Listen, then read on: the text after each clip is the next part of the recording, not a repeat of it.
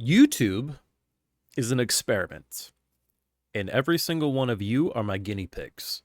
Now, you may want to say, Brandon, that seems very rude to degrade us to just simple experiments. But no, you are. You are all an experiment for me. I appreciate most of you, but you are. And what I mean is there's a lot about YouTube that is just a game of guessing. There's obviously trends and there's your own statistics that make you understand how to do certain things. But at the end of the day, it's all experimentation. And I thought today what would be fun is to maybe go underneath the hood and take you into not only how my brain works, but how YouTube's brain works. Because I've gotten enough comments over the weeks that has me surprised. But I guess at the same time, it's not like normally accessible information. Like, it's publicly available, but unless you're making content, you probably don't know about these features. Hell, some of you might be making content, don't even know about the features.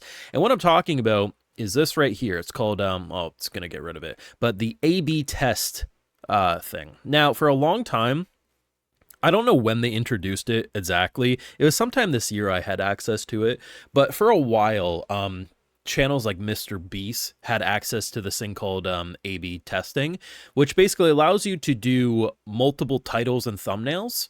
And because for a while, like, I remember seeing on Twitter, I think it was like last year, people would be like, oh my God, Mr. Beast, he keeps changing his thumbnails. Sometimes, like, his faces keep changing. Like, the dude's a weirdo because, like, he's like all about the algorithm. And he is a weirdo. No one's going to deny that. But no, Mr. Beast was just using a feature that he had access to.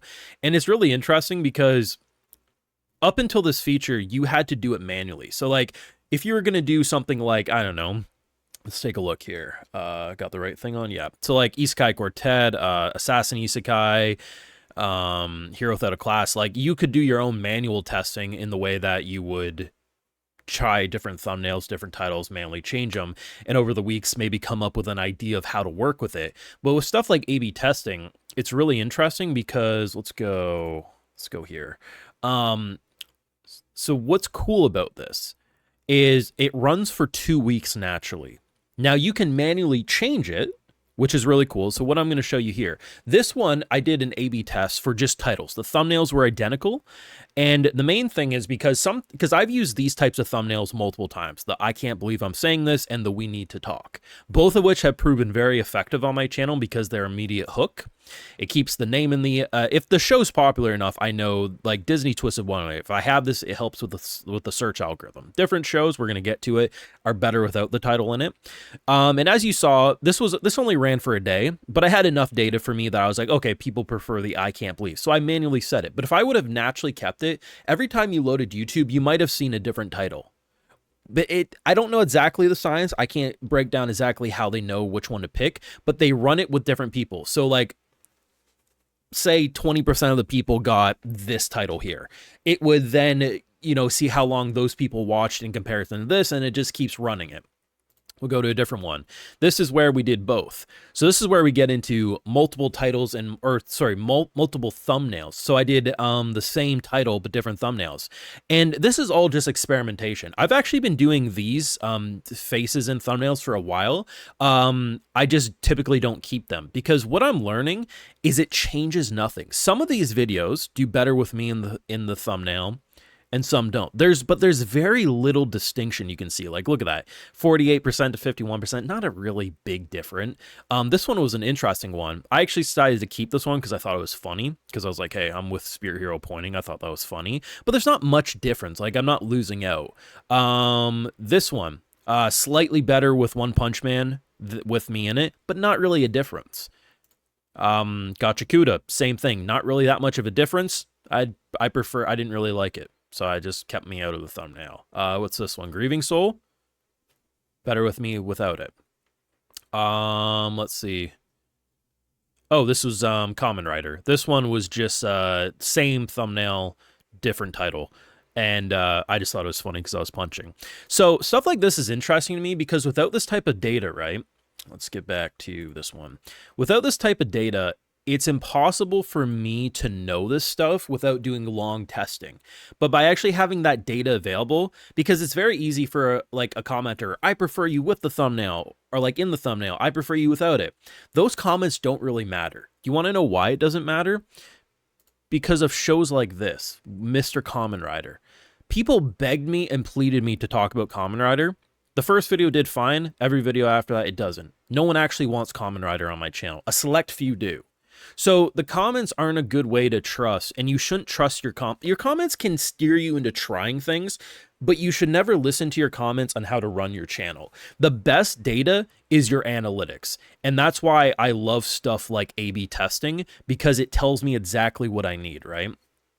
And this is such a cool feature. YouTube has a lot of dumb shit, but there are so many features that are legitimately just so game-changing for a YouTuber.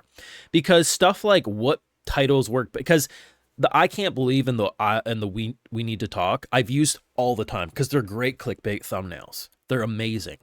But a show like Disney Twist of Wonderland, now I have a little more information that the I can't believe works a little better than the rage baity kind of looking ones. You know what I mean?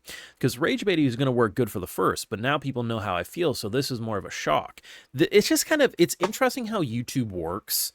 And there's a lot I don't like about it, but man, this feature is so good. But I still get comments, right? Like it's usually because a couple days later or whatever, people will be like, "Oh my God, like you changed the thumbnail or whatever." It's like, no, I didn't.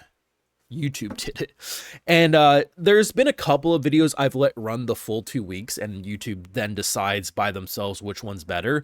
For me personally, I just use it as a test. So what I've come to the conclusion, so the whole point of this, my face on the thumbnail does neither positive nor negative to a video. So basically what I'm going to do going forward is when I think it's funny, I'm going to have it in there. So stuff like this, me pointing with Shield Hero is really funny, or Kamen Rider, me punching with Kamen Rider, I think is really funny. And otherwise, I'm not going to put my face. I don't need it. But, you know, I am also always trying new things too. It's subtle too, but you can actually see the difference. You see it just like text, whatever, but then you got these like kind of manga panel lines. I'm starting to incorporate those more. I just try little, because it's really interesting about YouTube is that even the most subtle differences into what your viewers expect from your thumbnails can make them more likely to click. And I actually have the statistics that even are showing that this is helping with the immediate, I forget what it's called, but the likelihood to click on a video just from like it being suggested in the videos. So it's interesting. YouTube's just a big old algorithm game. Things often don't work the way you want it to, and it sucks, but it is what it is, right? But at the end of the day, you are all my guinea pigs. I like guinea pigs. I don't say that as an insult, but everything I do is to farm statistics from you so I know how to craft it. Because here's the thing. In a perfect world, do you want to know how I would actually do all of my my titles and thumbnails? Do you know how I would do it normally? I would be like Moist Critical, bro. In a perfect world, it would be the most lazy looking thumbnail that's usually just auto-generated from YouTube. And it would just be like the most like boring sentence known to man. Unfortunately, that doesn't work for me. But then again, maybe we'll eventually experiment with that more long term. Everything I do is an experiment. I constantly change titles. I constantly change thumbnails. I constantly change structures.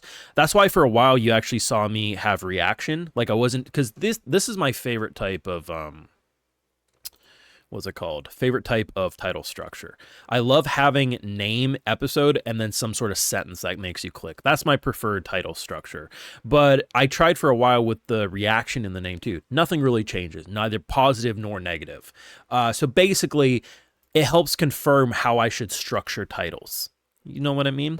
So yeah, I just thought it'd be fun. Maybe go in and break down how the YouTube mind works. Everything's just a big old game of experimentation, and you are my guinea pigs. I love my guinea pigs, but you are my lab rodents. Anyway, take care, lab rodents.